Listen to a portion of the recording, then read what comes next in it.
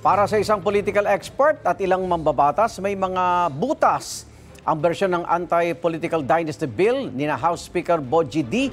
at House Majority Leader Sandro Marcos. Sa ilalim ng House Bill 6771, bawal tumakbo ng sabay sa eleksyon ng mga magkakamag-anak hanggang 4th degree of consanguinity.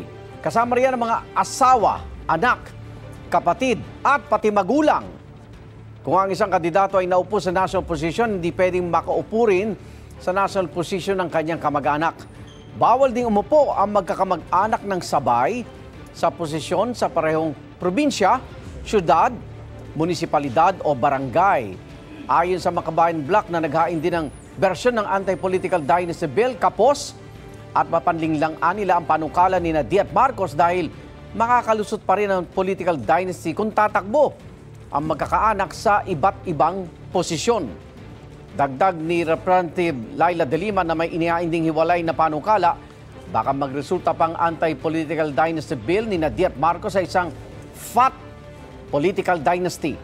Una naman ang political scientist na si Professor Julio Tihanki, kulang pa ang mga pagigpit sa panukala ni Diat Marcos sa kanilang bersyon. Iniingan pa ng pahayag si Diat Marcos kaugnay niyan. Aking nakikita ay may kakulangan ito dahil hindi niya sinasabi kung ilan sa magkakamag-anak ang pwede at hindi pwedeng tumakbo. Hindi maliwanag paano kung may overlapping constituency. No? Halimbawa, hindi ka nga tumakbo sa isang distrito, bilang kongresista, tatakbo ka naman doon sa ibang distrito, sa ibang probinsya, or sa ibang jurisdiction. No? So, kailangan linawin ito